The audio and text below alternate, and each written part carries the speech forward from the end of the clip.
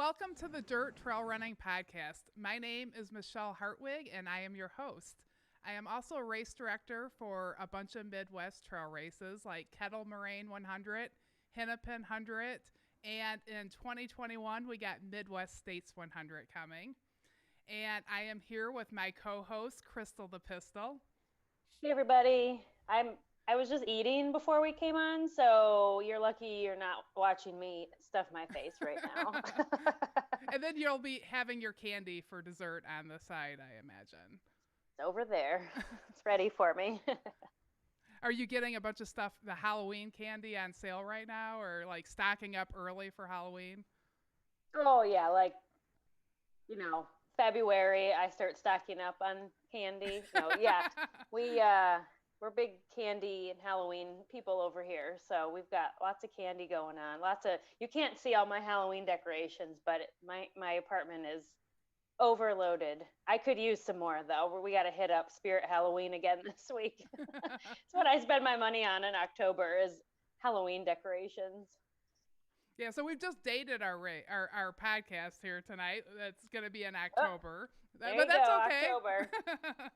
And we have a fantastic guest tonight. So Buzz Burrell, he is co-founder of the FKT website, and he has some FKTs of his own, like the John Muir Trail, Colorado Trail. There was quite a few of them listed on there. And one of the things that I loved about him that he wrote on his website was one of his proudest accomplishments was not having died yet. And in researching him and like seeing videos of these mountains he's climbed and stuff he did, like that's quite an accomplishment. So we're so honored that you're coming to the show tonight. We're looking forward to getting to know you, Buzz. So welcome to the show. Well, thank you very much. I must note I do not have as many medals sitting on my wall behind me as Crystal does sitting behind her. So look at that. Yeah. Good job, Crystal. Oh, thank you. Yeah, so Crystal, her daughter runs as well. Are those a combination of you and your daughters? Nope, hers are in her bedroom. Mine are right here. Yeah. Well, if I included my sons, then I would be matching you, I think. There you go. So where are you at tonight, Buzz? I'm near Frankfort, Michigan. I'm in northern Michigan on the shore of Lake Michigan. If it wasn't pitch dark outside, I could pick this up, point it in that direction, and the water of Lake Michigan is 30 feet away. Oh, nice. That sounds so nice. Yes, it is. And did you grow up in Michigan? I think Kalamazoo, I knew you were born in possibly, but I don't know if you grew up there. Yeah, I did. As Glenn Miller once said, Kalam. This is too old for you. I'm sorry. This was the number one song in 1942. I Got a Gal from Kalamazoo. It really was the number one song. And I was raised and graduated from Kalamazoo Central High School. So it doesn't seem like the type of place to be raised to go on and learn how to like climb mountains and do some of the things you did. When did you move? Like you're actually in Boulder, am I correct? Correct. Yeah. So when did you move out that direction, and what brought you there? Right, that's an interesting question. There's a lot of really good athletes were born and raised in the mountains, right? And that was their upbringing. That's in their DNA. That's not the case for me, and not the case for many people. Scott Jurek, of course, is famously, maybe not that famously, raised in Minnesota, and a lot of us were kind of like that. But you feel the call, and so when I graduated from high school, I applied to one college, the University of Colorado in Boulder.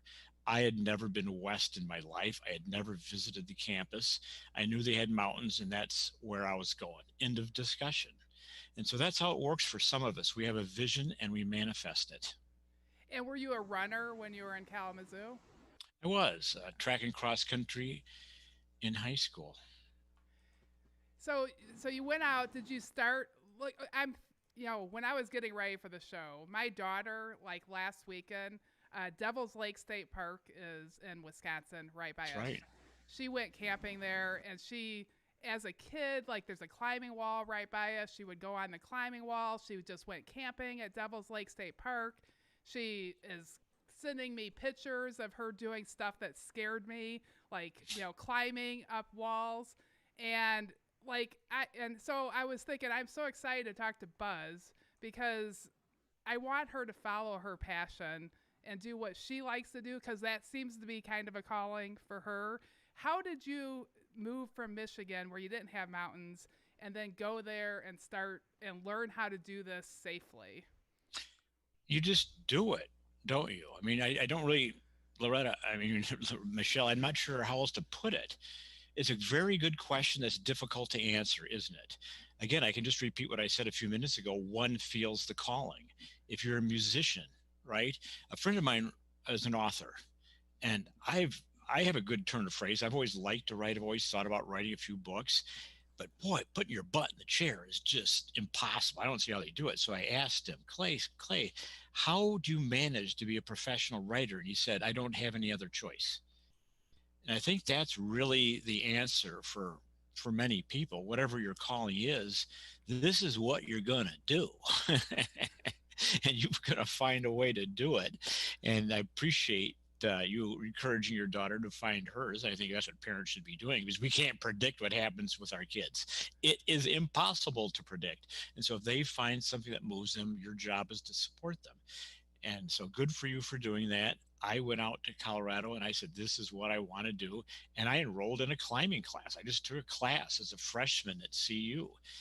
And then I graduated from the class. I was off to the races after that. So you went out there, you were a runner back in Kalamazoo. Did you go out there to run in the mountains, or were you more interested in climbing the mountains? I was interested in being in the mountains. That's a good question again. But for example, I did not pursue a scholarship opportunity. Somehow I could tell that, pardon me for my turn of phrase here, but running circles around the track was not something I really wanted to do.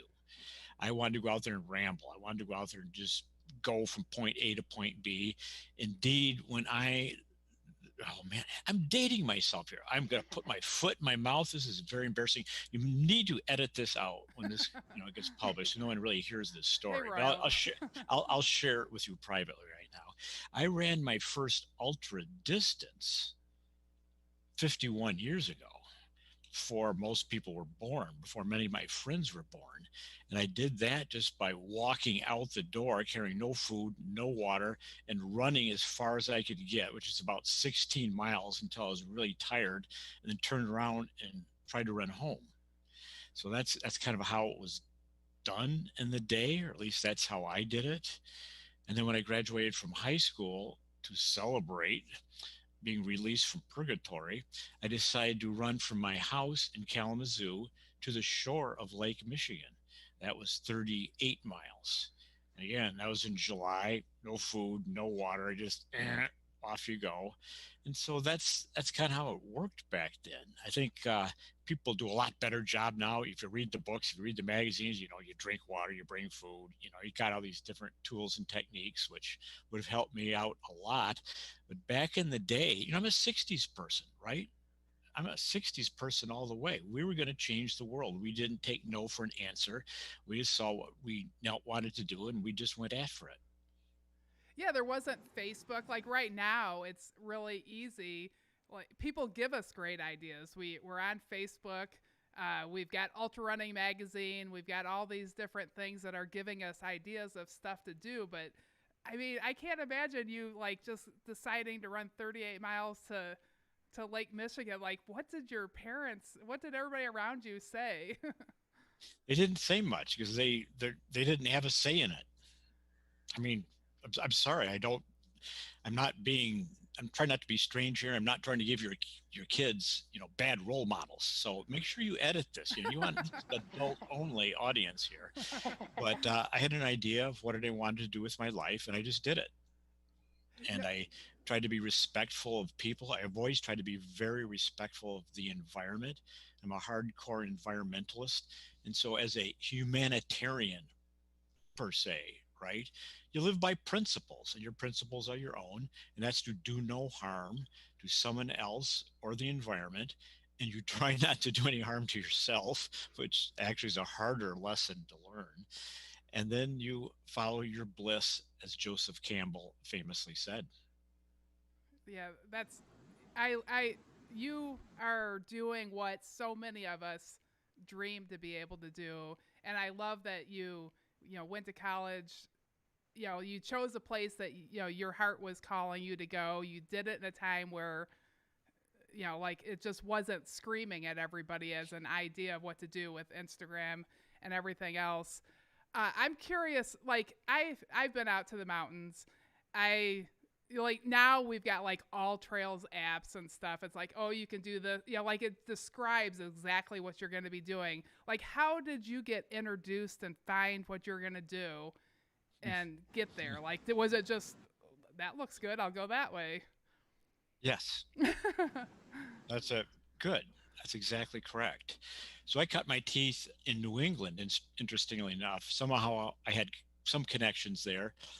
And so between my junior and senior year, I went out and did with a friend a 7 day backpacking trip in the White Mountains of New Hampshire. And oddly, this is like, wow, these stories are just you get me going on these stories. I'm going, what? That's stupid. Who would? Don't do it. But it actually is true. We went out there over a Christmas break, and Michigan's not warm itself. And we went to the White Mountains in New Hampshire uh, just around the winter solstice and did 2 nights up in the Whites. And then we hitchhiked back to Michigan at the end of December. So I was familiar with New England. And then after I graduated from high school and after I did that run out to Lake Michigan, I hitchhiked back to New Hampshire and I spent 2 weeks out there. And when you're in the east, you kind of have to be on a trail, right? It's if you're not on a trail, like you have to be above timberline, or maybe you can be in a dried up creek bed, but you can't really go wherever you want. I moved out to Boulder, and this is answering your question, Michelle. And all of a sudden, it's like, wow, Shazam! I can go anywhere I want. It was a revel. It was just a revelation. I felt so many options. I was very impressed with the wide open out west, and it's like that culturally, isn't it? It's socially, it's a little more wide open. It was still the Wild West to some degree, where tradition was less important than your vision. So I fit in out west, of course, and I. But this does bring back another story, if you don't mind. So I've got out there, of course, in the fall, and then the first vacation comes up, Thanksgiving. You get 4 days, and I could look up there. I could see mountains. Oh, there's some mountains back there. And so I put on my backpack. I just started walking. I was in my dorm on the CU campus. I just started walking west, and I didn't quite make it there, but I just beelined it, and I spent 3 days backpacking Boulder County, and then came back, and that's how I learned. It's just kind of doing it. There's probably better ways to learn, but that's how I learned. So once you finally did make it, so you made it towards the mountains. Do you remember what the first thing you dug your teeth into out there? Like, what was your first big adventure on the mountains? Yeah, let me think about that. I think it was that fall, like a couple turning points. I I told you I signed up for the climbing class at CU, which was very helpful. It turned out it was taught by the author of the guidebook, and so it worked out quite well. But again, back in the day, they kind of just pushed you off and said, "There you go." We climbed up in the rafters of the University of Colorado field house. It's called Balch Field House. So we walked out these steel girders until we're over, 100 feet over the gymnasium floor, the basketball court. And we hooked up ropes around the steel girders and rappelled down to the floor. So it was, I don't think they do classes like that anymore. But I also signed up for the CU hiking club. I said, "Oh boy, I mean, these guys, they were born here. They were seniors and juniors, and I was just a scrubby little freshman." And so we went out to do this hiking club trip in Western Colorado. I still remember it. We were going going to go up not Capitol, but Castle Peak outside of Aspen.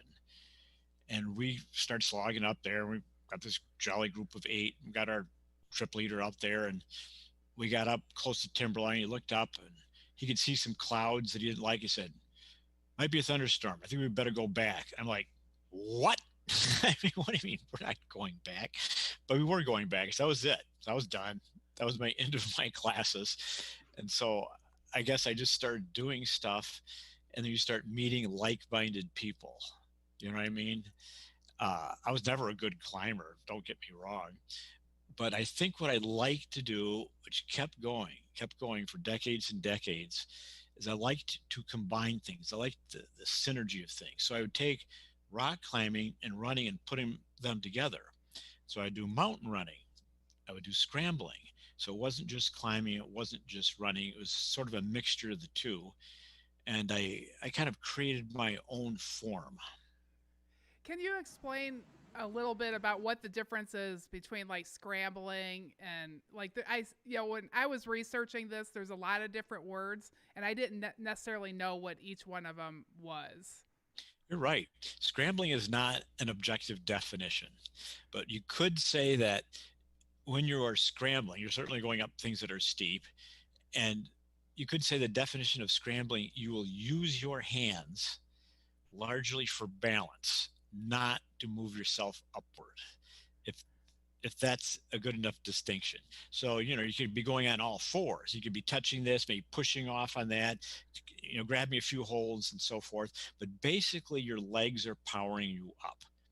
If you're grabbing a little nubbin or a pinch or a jam crack and jamming a crack and pulling yourself up like that, that's climbing. So scrambling, it's primarily being powered by your legs with your hands touching the rock or whatever for balance. And do you do a lot of like what's a typical day for you? Are you like, I'm imagining every day Buzz wakes up and goes, hey, I think I'll just go like climb up this today. Like what do you do on a regular basis? Well, that's an interesting question. I think that has evolved, Michelle, because I used to be much more improvisational. You could wake up in the morning and say, hey, let's go do Long's Peak. But as the aging process takes its deadly toll, I have had to become much more methodical. So off the couch activities are not a good idea once you get past the age of you name it. So at some point in your life, one becomes more methodical, a little more careful, and starts building up for what your goals might be for the year. You see what I mean? Yeah. I was so improvisational. I would just do anything off the couch, just multiple different sports off the couch. And nowadays, I really work up to it. And so I will know what my ideas are for the winter and for the summer, and I'll back those up months and months and start building strength in particular, because when one ages, you lose strength and flexibility. Endurance kind of hangs in there. Motivation might hang in there. Interestingly enough, the finances and the time to do things actually increase, but your strength and your flexibility and your speed plummet. Just and so during the off season, I lift weights and do yoga and things like that. So when I get on my project, I'm ready to do it. That was a kind of a background answer. I didn't really answer your question yet. Are you still interested in what I do? Yeah. Yeah. What's a typical? Well, I think it was a answer, I guess. Good background. Good background. Okay. Well, right now, as we mentioned, I'm in northern Michigan. And so I've done a lot of running. Of course, this is a running podcast, but I'm not doing that much running right now. Right now, today, I was running sand dunes. So, man, when you're in Michigan, I mean, this is world-class sand dunes. And you could go barefoot, which is super fun. And so today, I went up to Sleeping Bear National Lakeshore. That's its official name. It's the only national lakeshore in the national park system. And I went up to the top of Empire Dune, and I took my shoes off, and now I'm running barefoot on top of the dune through the sand. Got a couple miles. What you always want to do is you want to run down the sand dune. And you've been up here. It's unbelievable. For people who've never seen it, you can try Googling a photo of this because you're a few hundred feet, up to 400 feet above Lake Michigan. Of course, you cannot possibly see the other side. You might see some freighters out in the middle of it, and that's clear blue water, 300 or 400 feet straight down. And you can run screaming down this white sand dune right down into the water. Today, I didn't run into the water because the temperature was 43 degrees. But a few months ago, one could have done that. You still could do that, but one would have to be hardier than I am. And then you run barefoot along the beach, then climb up the sand dune, a little bit of scrambling there, and then back to the car. So that's the type of running I'm enjoying right now because I'm not getting faster. That can't happen. So I like to do the interesting things. And as I've always done all my life, I kind of like to break new ground. I think that sand dune running is an undiscovered little niche sport. So is that how you got into like the you co-founded the FKT website? So, as a race director, like I am just obsessed with FKTs. I think it's really cool how people are like being creative and coming up with interesting stuff during COVID. And like, what, like to me, it feels like you're kind of describing to me where the FKT idea came. Can you go into a little background about how that started? I think you're right, Michelle, in that it's something I've always done. I called them projects because instead of entering a race, which I like to do, by the way, I love races. And so thank you for being an RD, a thankless job. And so note to listeners, always thank your race director and all the volunteers. You're being a dope if you don't thank them because they are providing a service for you. Pardon my little interlude there. So I like races, but also being a very experienced person, being a very creative person, and being a little less than rule bound person. I like the opportunity to create my own situation, if you will. And so if one is quite experienced and has a knowledge, say, of navigation, of weather, of geology, of various facets, then you are not required to be told where to go, show up at this time, at this place, and go do this. And if you run into any trouble, Ant will pull you out of there and take you out, no problem. And so if you're an experienced person, you like to set up the circumstance yourself and engage more of your skill set. So that's kind of what an FKT is. You can engage who you are and more of what you've learned. And you can't hold races where we do FKTs, unfortunately. As you know, there's never going to be a race in Grand Canyon. Yeah.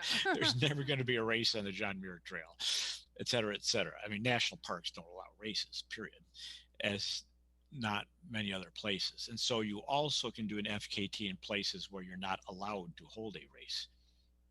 Yeah, I don't remember where I read it, or maybe I listened to a podcast on you, but you also talked, which I thought was very interesting, is you would look at maybe a mountain that you want to get to the top of, and there might be a route that everybody's always taken, but you took a lot of, you got excited about studying it and get ready. Can you talk, about how you do that? We did that on Gannett. Okay, that's Gannett's what it was. Oh, good. Gannett's, Gannett, is the highest mountain in Wyoming. A lot of people think the Grand Teton is much more well known, but the Grand is the second highest. Gannett is in the Wind River Range, and it's much more remote than the Grand Teton.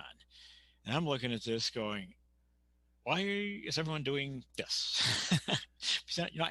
I'm very good with maps, sorry. And this is still in the paper map era. And I'm not understanding it. There's two ways to go into the Grand. And my friend Chris Reevely had done a faster way, that coming in from the north from Trail Lakes, but everyone else is coming in from the southeast, from Titcomb Basin. But that requires going over Bonnie Pass and dropping down. I don't. And I said to my partner, Peter, let's just go up Wells Creek. We're going to start at Green Lakes. We're going to take an entirely different approach, a different trailhead, different side of the mountain entirely. And we're going to find our way up this thing. And it's more direct. You don't go up and down anything. You just go up, up, up right to the summit. But, it's a little scrappy there. There's a little bit of route finding. And to get up through the notch in Wells Creek, it was low fifth class. It was more than scrambly. So it was a little technical section there, but we did it. Peter got the FKT on that. And then we realized that you could avoid the technical section by doing Tourist Creek just down from Wells Creek. And that's become the standard FKT route now. If you want to do a fast time on Gannett, you start Green Lakes, you go up Tourist Creek, and it's way faster to do Gannett. So from my perspective, Michelle, it's like logic, I mean, as you can tell by this podcast, I'm an interesting person. I have a little bit of creativity. I have a little bit of verve, but from my perspective, I'm just a logical person. I just do what works best and I don't do what doesn't work. And oddly enough, if you just follow that rule, do what works, don't do what doesn't work, you're going to be a radical person. Because I don't think that's what everybody does.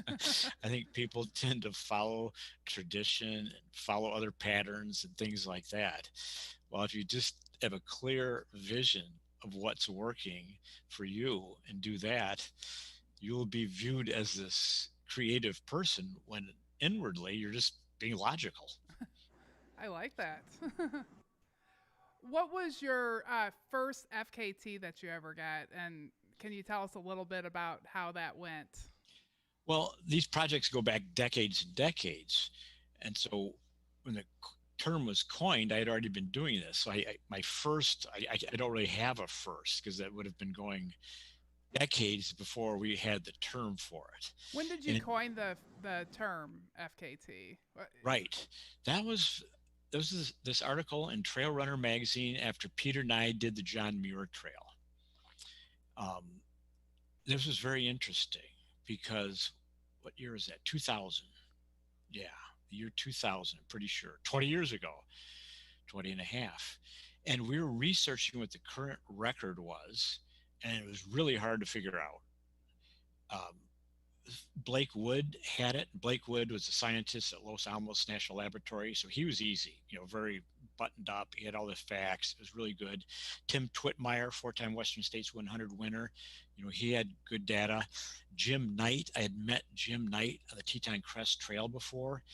I tracked him down, and he didn't answer. His wife answered. His wife said, Jim has the fastest time. It's like, okay, thanks, but you see what I mean? Yeah. And we kept going back. Then I tracked down Don Douglas, epic guy. He had started this company called Alpen Light Packs. This is like 20 years before Go Light. Don was just a brilliant guy. He's in the Mountain Bike Hall of Fame, in fact. And I tracked Don down, and he was skippering yachts in the Puget Sound. And he had the fastest time on it at one point. And then I realized you don't know because it's hard to imagine. But once upon a time, the internet did not exist. There was no Instagram. You couldn't, spray about what you just did to, 500 of your closest friends. You could climb Mount Everest and no one would even know it. And so the proper term was fastest known time. That's literally what it was. And you can shorten it and say record, but a record is more official. This is just the fastest time that is known. And of course, by starting the website, we have standardized it. It's still called an FKT. We still use the same terminology, but now we actually have made it more official. And we have tried to give it a level playing field, if you see what I mean. But that's how it got going with me.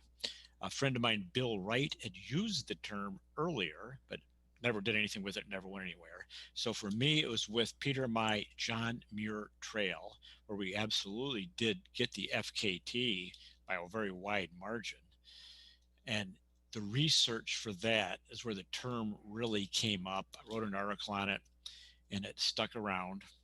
And then just to continue that briefly, Years later, Peter started a pro boards site to keep track of these things. Pro boards is this free template, very primitive database.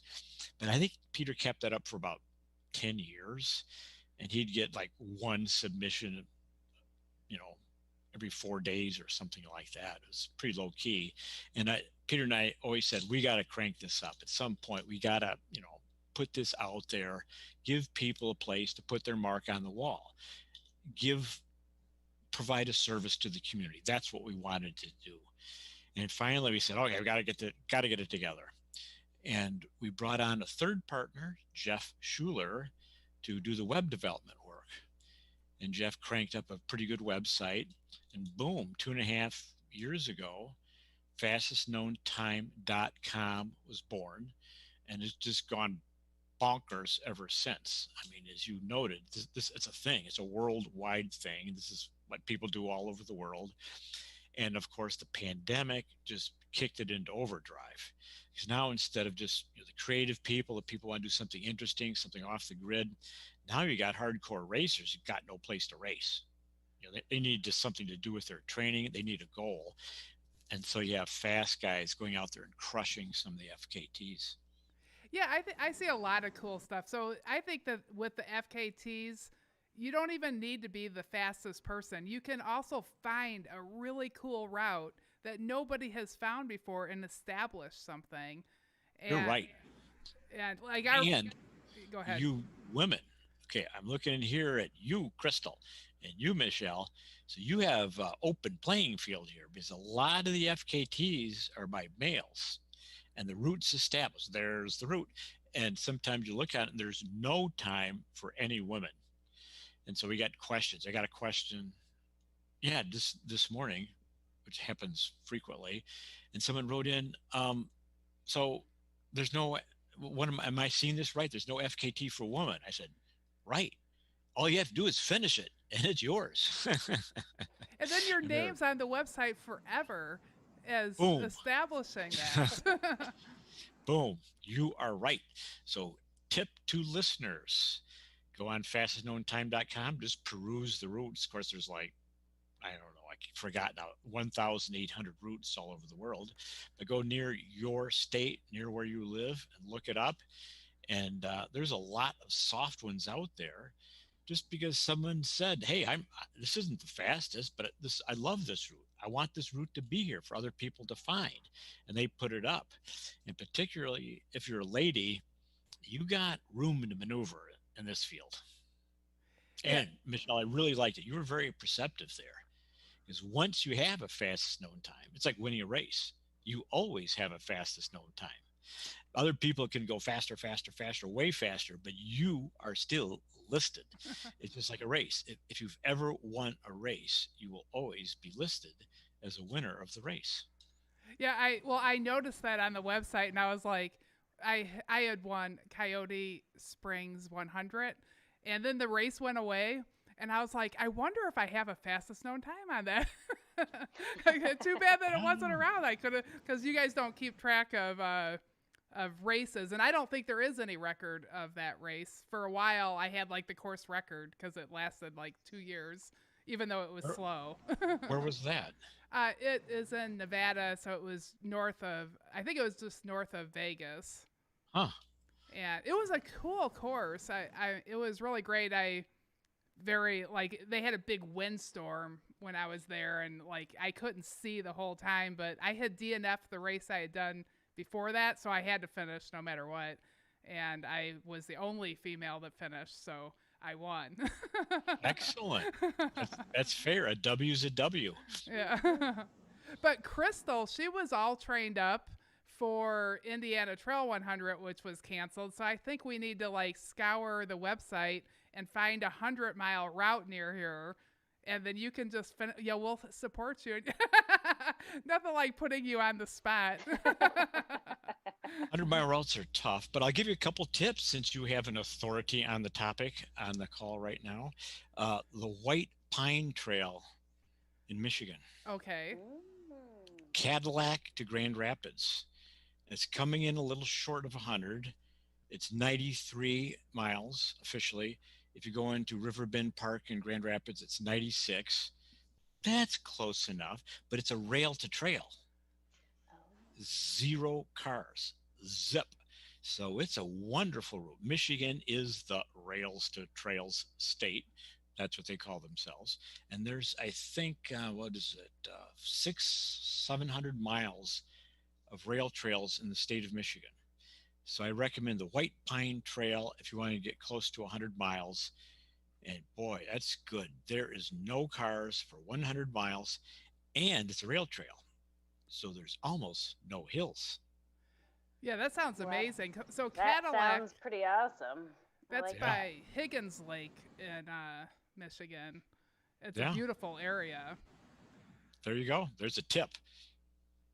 And there's also, because you're pretty close, southwest Michigan, um, the Cal Haven Trail that goes from Kalamazoo to South Haven. Mm-hmm. That's a 50K on the button. Yep. And that's all crusher fine. No asphalt, just smooth buffer crusher fine trail through the woods. Not now, but a couple of months ago, if you got hungry, you could stop and pick some blueberries. Yeah. So, Yes. Yep. I love Michigan. That So sounds like a good idea. Yeah, I will be your crew if you want to do that. I'm on board. Thank you. Thank you. So you're also talking about, running on the sand dunes there, and then you had talked about how you're all, now you plan out something ahead of time. Like, you must have something that you're training for, and that's specific for that. What do you have coming up?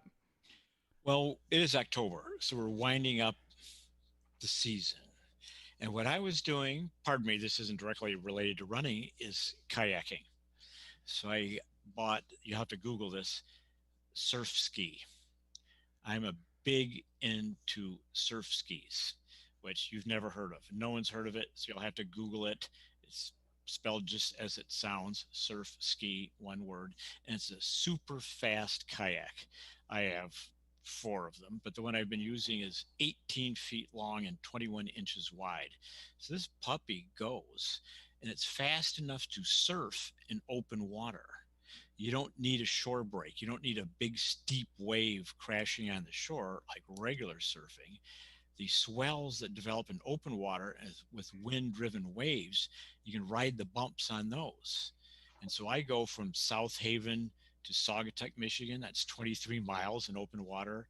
Or from Saugatuck up to Holland. That's 11 miles open water. These coastal runs, and it gets interesting. It's a new sport, and no matter what I do, I will continue to get slower as a runner. I'll continue to get weaker as a climber, even slower as a cyclist. But I'm getting better as a paddler. So it's kind of fun to be getting better at something. Yep. That sounds really interesting. Like, Yep. super interesting. Yeah, surf ski, and Michigan is killer place to do it. It's so Okay. good. I went out in what was it? Oh, Crystal Lake. I was in Crystal Lake yesterday. The wind was kicking 20 knots. I didn't go out into the big lake because the wind direction wasn't favorable. So I went out in Crystal Lake, which is 8 miles across, and I hit my fastest mile was an 8:39. So to paddle a boat and do an 8:39 mile, I average more than 6 miles an hour, which is pretty good. It's a little better than 10-minute miles, which isn't that good for running, but for paddling, it's pretty good. And I'm doing that by surfing the waves that the wind has generated on the lake. That sounds like I'm going to definitely be researching that sport. Yeah. Yep. And then cycling. The rail trails in Michigan are fantastic. So I focused on surf ski, and I have a gravel bike. Actually, I have a couple of gravel bikes. So gravel biking for the past few years has been a big thing for me. And the rail trails in Michigan are super good for gravel cycling. So Again, it sounds like you no might cars. spend your time between do you spend your time between Michigan and Colorado? That's what it's starting to look like. Yeah, and that really worked well. We drove to Michigan on July 1st this year from Boulder, intending to spend a few weeks, and it is now October 20th, and we're still here. It's I'll be here for 4 months. I'm actually going back at the end of this month. I'm looking at the temperature delta. I can't handle it any longer. I was out paddling yesterday on Cross Crystal Lake. The temperature is 41 degrees, so it's a little nippy. And then I bike shuttled back to get my car. I actually wore my wetsuit on the bike, which is a little odd. It's not super efficient cycling wear to wear a wetsuit while cycling. And so I'm looking at Boulder, and it's 72 degrees. So about time to get back. But as you all know, the skies were not sunny and clear out west this winter. It was bad. Yeah. I mean, it was bad. The forest fires. California had a record-breaking season. They had the largest fire in history. Colorado still burning. The Cameron Park fire, the largest fire in Colorado history, and you don't want to see orange sunsets like that. Now here in Michigan, boy, clean air, clean water, good food. It's farm to table with no ostentatiousness, right? I'm buying all my dinner from the farmer direct. Vine ripe tomatoes. You know what I'm talking about. Well, hopefully you know what I'm talking about. If you're from the Midwest, Maybe some blueberries up there. Blueberries. Exactly. And we were picking blueberries. You pick blueberries. We did you pick raspberries. So I'm kind of happy with this. This is good lifestyle. That makes me so happy because we love the Midwest. I think that Midwest people are just super duper nice. I mean, that's probably like I just think that there's something, I don't know. People are nice everywhere, but there's just a very great politeness with the Midwest, and I love it when people value the cool things that we have. It's not mountains, but like those sand dunes are fantastic, and the Great Lakes, and we have a lot of really cool stuff around here. Lake Superior is 20% of the fresh water in the entire world. Yeah, I mean, and you basically could drink it. It's remarkable. It's good. I wanted to talk a little bit more about the FKTs. When I was looking on the website, I noticed some things that were interesting that I think that might be new. It looks like you've got like your premier 2020 courses. Are those chose just for this year, and then it'll be different premier courses for next year? Like, how did you choose those, and what's the purpose of those? Well, thank you for being so alert, Michelle. I appreciate that. Yes, we have the top 10 routes, the premier routes, which we set up for 2020, and we expected those to continue with some adjustment. The reason we did that is the sport of FKTs has continued to evolve. So it wasn't that long ago that GPSs weren't that common. And we had to say for the premier routes, you've got to track this with a GPS. You can't just time it and report it later. Now, of course, we actually quickly evolved this. So all FKTs must be electronically verified now. We just did it. But gosh, just a couple of years ago, you could set an FKT without electronic verification. And now there's just no reason to do that because everybody has a watch and we should do it. So the premier routes had a higher standard, and we require people to announce them in advance because, let's see, we had a controversy on the rim to rim to rim. That's the Grand Canyon. We had a controversy and a dispute in the John Muir Trail a couple of years ago. There was a dispute on the Appalachian Trail. These are money routes, right? They're money. Yeah. So if you look at every FKT, well, I'm doing this by memory, but I think every FKT on the top 10 routes on our website are set by people who are professionals in one way or another. And so if you're a professional and you're going to report this to your sponsor, you're going to put it on social media, you're going to use this to build your brand image, well, then you got to step up and document it very, very well for your own sake. Not ours. It's not about us, but we don't want to get involved in a dispute. if someone said, hey, Fred, he didn't do that, we don't want to get involved. We don't want to deal with that. So Fred, just step up, get it together, learn how to document this, especially for these top 10 routes that are really money routes. Oh yeah, that's really interesting. But you did end up switching it to where every FKT now you need to document, and that just happened this year. It really, gosh, Michelle, it's going so fast. You know what? We are up. Our submissions are up literally 5 times year over year. The last quarter was 5 times higher than the same quarter in 2019, and we can't deal.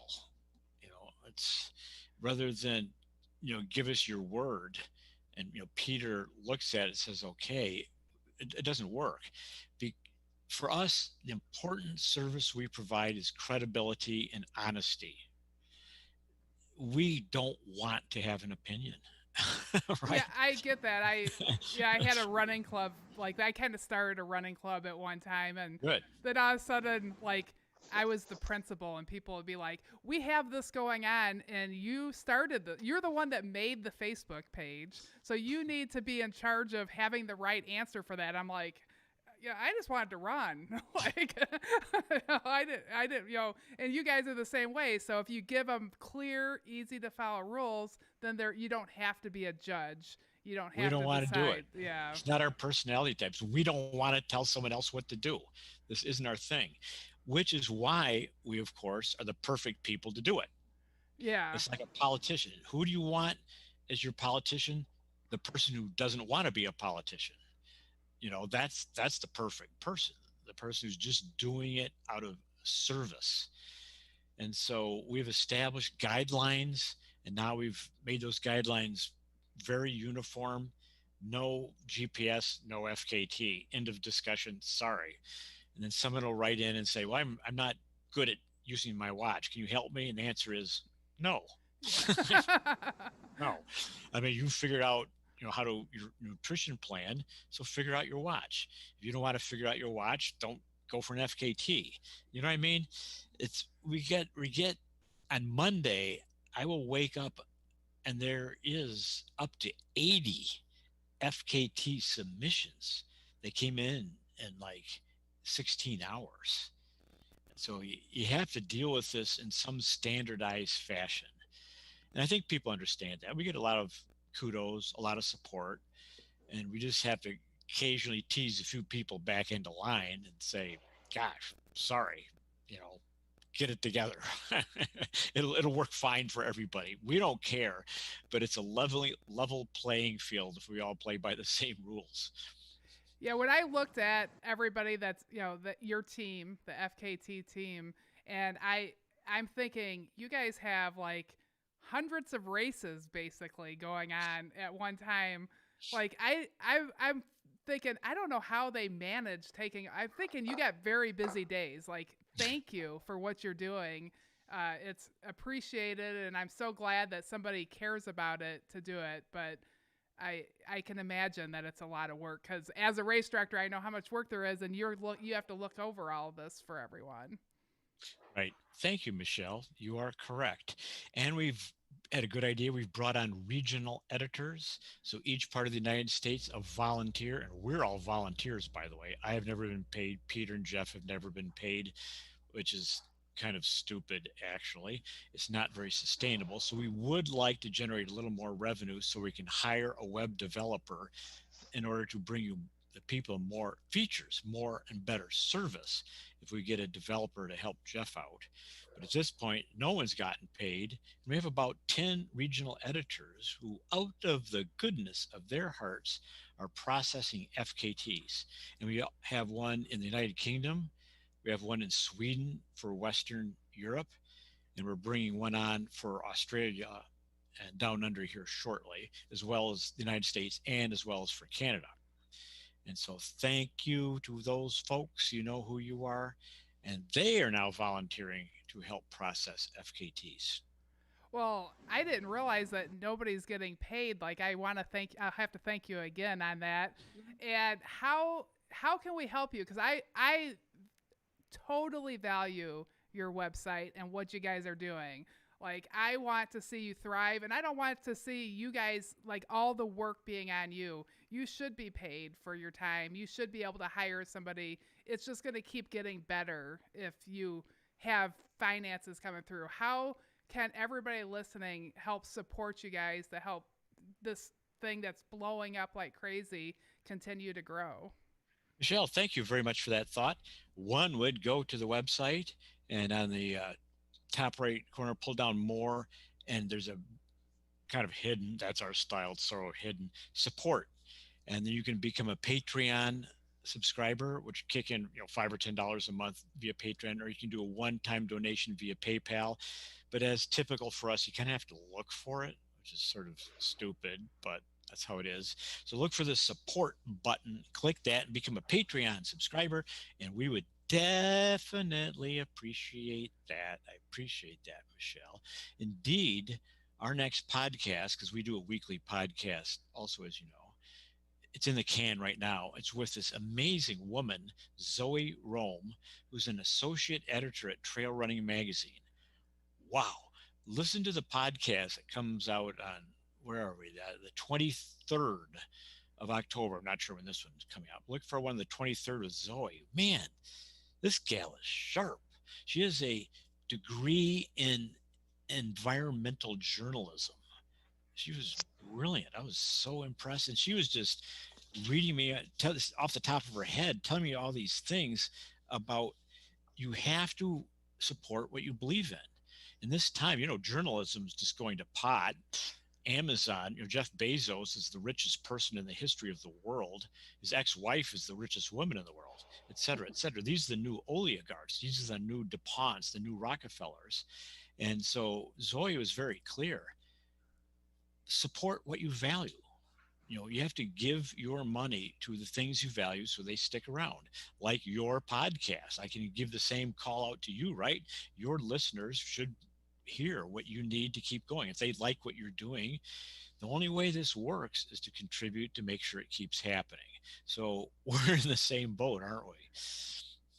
Yeah, with COVID, I mean, everybody's been completely dependent on you. And I did get to meet Zoe at American Trail Running Association conference, which actually starts this week. And I agree with everything that you say about her. Are you going to the conference? I was signed up, but I'm going to do it virtually. Are you going? I'm not, but she told me she is. Yeah. I wish I would have, because of COVID, I decided not to go. Right. Honestly, I've been busier than ever as a race director because I had to redo my whole business. And so I put on in-person races, which I had a whole system in place to do. And I went to virtual events, and which means building some new websites and just figuring stuff out and coming up with great ideas and engaging the community. And so it was a very busy learning year for me. I think a lot of us have came out better, like stuff that we've learned from COVID. I mean, it was hard, but we definitely learned some good lessons that will make things better when we get back to hopefully normal in 2021. There is no normal, though, is there? Yeah. Yeah, whatever our new normal is. But Right. I want to see people. I Right. want to high five them. I want to give hugs at finish lines. I absolutely agree with that. Normal is gone, but hopefully we can do whatever it is in person with physical contact. I agree. We are a species that needs to be touched. Yeah. I mean, I think we did a good job, connecting this year, going for the FKTs, we were able to talk online about it amongst one another. It was a way to do stuff together, but apart, but man, a year of it is enough. We need to be together. Right. Yeah. Good for you. Excellent. Well, thank you. One other thing that I noticed on your website is that you have the FKT of the Year award. Is that new for this year? No, that's I've been doing that since before we started the website, actually. Okay. Yeah, I started that one, of course. It's kind of fun, just a way to build community. And so we nominate maybe 30 or 40 things that look good to us. We just do that initial selection process. And then I laboriously put together about, 20 people in the sport as voters. And then I create this spreadsheet. I send it out to them and they vote 5, 4, 3, 2, 1. And I laboriously tabulate the results. And we get a 1, 2, 3, 4, 5, female and male FKT of the year. And it's fun. Of course, they don't get anything, but they do get the respect of their peers. And most of all, people get to hear the stories. That's kind of what I like. So you want to hear the stories. It's not a number. You can't judge an FKT by the number. We had this woman, Peter and I really liked this. She was joining the Navy. She said, okay, I've got to join in 6 weeks. She decided to run the length of California.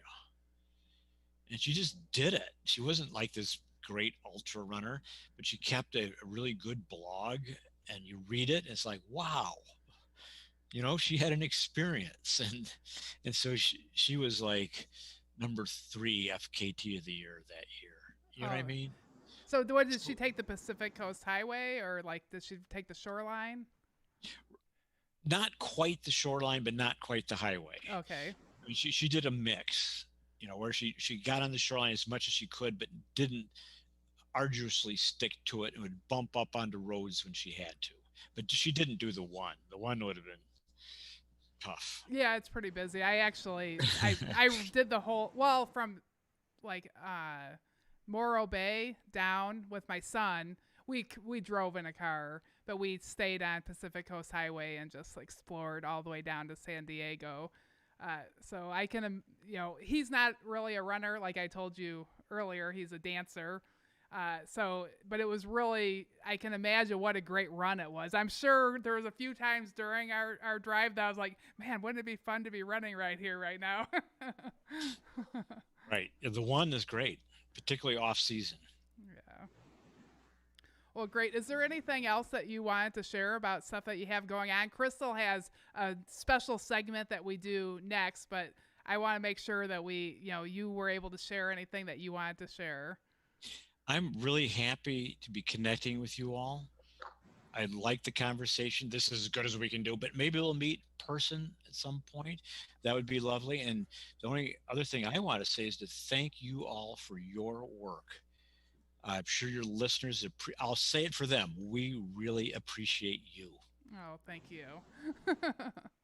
Yeah, I hope we can see you at one of our races one of these years, or maybe up in Michigan. Loretta's from Michigan, so we're kind of spread all over. I'm in Crystal Lake, Illinois, so we're all, yeah, I'd love to see you in person, and it's been a fantastic conversation.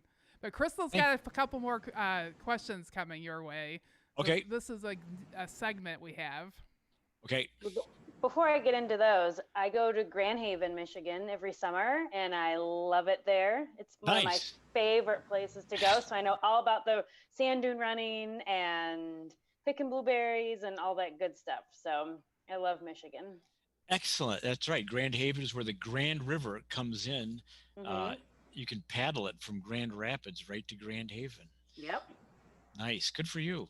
Yeah, actually, when we were there in August, my daughter and I, she's 10, we were on the beach, and we saw like this little yellow, it looked like a little yellow, like a paddle boat came out of the Grand River, and it started coming towards us on the beach, and it was 2 guys, and they had canoed the entire length of the Grand River.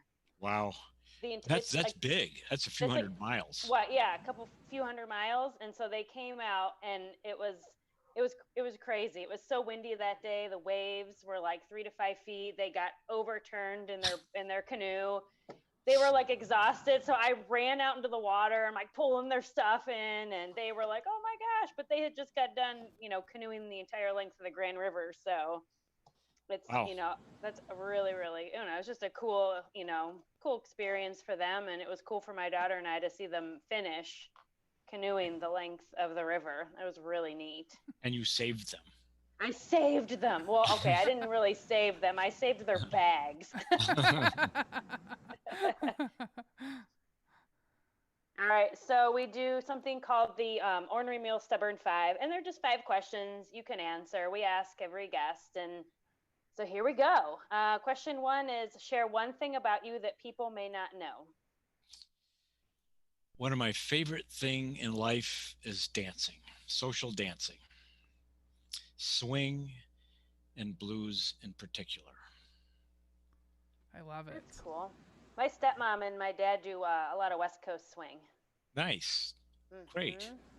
I mean, they'll dance with each other, at home. They usually go to like dance parties and all that kind of stuff, but they haven't been able to do that this year. So hopefully next year they can get back into it. All right, question 2 is, what is something that you're looking forward to? Okay. Well, snow is on its way, so I'm not looking forward to that. I'm an old guy. I'm kind of my attitude now is, why be cold if you can be warm instead? So I am looking forward to getting back to Boulder and resuming a nice, early winter routine of yoga, little meditation, obviously running and cycling as a daily exercise, but I have no big plans other than that for the fall. Nice. All right, question 3 is, what is your favorite hobby? Well, hobby, wow. See, if you talk to a runner, and then you run into these definitions, don't you? Is running a hobby, or is it an avocation or vocation? You see what I mean? Yeah. It's kind of interesting because I do like 8 different sports, but I don't think it would be fair to call them hobbies. I think as a hobby, I like, and of course I mentioned dancing, but to me, dancing is a sport. So I would say gardening and landscaping. That's in the hobby category, I believe. It sure is. Yeah. All right, question 4 is, who was the biggest influence in your life? Dang it. That's a tough question. People often ask me, who's your mentors? I didn't have any. So these are hard. That's a hard one. I wish I could pop that one out, because I think respecting people, that particularly people who are older than you, and learning from them is fantastic. I think I missed that. I do miss it. I don't think I had that. So I'm going to have to draw a blank and say, I'm sorry, I do not know a good answer for that question. That's okay. All right, the last question is, what is your favorite treat for a job well done? Gosh, favorite treat for a job well done. These are interesting questions, Crystal. Hopefully your other guests are doing better than I am. You're stumping me here. I was fairly articulate on the FKT business, but now these questions, this is why I didn't get good grades in school, right? This is a great example. You're not being graded on these, so it's okay. When Michelle asked me how I got into this, this is how. I got C's and B's in school. Look at this. It's an essay question. Give me a multiple choice. I get a multiple choice, but essay questions are a little harder. Job well done. Well, I think I like to be, I'm a very, very physical person. I'm a very emotional person. And so when the job has been done well, then one likes to rest. You can only train as hard as you can rest. The two are linked. And so I like the satisfaction of literally resting, not slouching, but resting with a degree of alertness and aliveness without movement or exertion. I can Sounds respect like a great that. treat for a job well done. Yeah, that is a well-earned treat. Okay, I get a B on that. Good, thank you. I think you get an A. I know Yeah, at the you end get of an a A. long run, like that nap afterwards, like that is just gold. Naps are fantastic. Well, that's You great. passed. You- Good yeah. job. You. Getting pretty nervous there. Thank you. Oh, no. Well, that was great. Thank you so much. this could easily be a 2-hour show. I still have stuff in my head, but I really appreciate you taking the time, and enjoy the rest of your time up in Michigan, and have a safe trip back to Colorado. And then Crystal has a little bit more here to go over. It's no more questions. Don't worry. I'm not going to ask you any more questions. It's just a thank you to our listeners, and a thank you to Buzz for being here. We really appreciate it. And also, if you'd like to support our Patreon, you can find us on the Dirt Trail Running Facebook page, and then there's a link. Come join us. We do some recording after the shows with some bonus material. There's some extra swag. So come check us out, be a Patreon. And also, please leave us reviews on iTunes. 5-star reviews. And if you want to tell me how annoying I am, you can. It's okay. But still give us a 5-star review. A 5-star give us on a annoyance. 5-star. Yeah. 5 stars, but man, that Crystal. Okay, it's okay. I don't care. I love you guys anyway. I love you. And then I want to say thank you to Coach Loretta. We couldn't do it without her organizing, keeping track of who we have. We had 2 shows tonight. She lets us know what time we're starting, helps us get ready. My son, Royal, even though, I don't know what we're going to do when he is dancing at a company again, but he is here now with us, helping us out, and we really appreciate him. And thank you again, Buzz, and thank you to all the listeners. So thanks all. Thank you. Goodbye, everyone. Bye.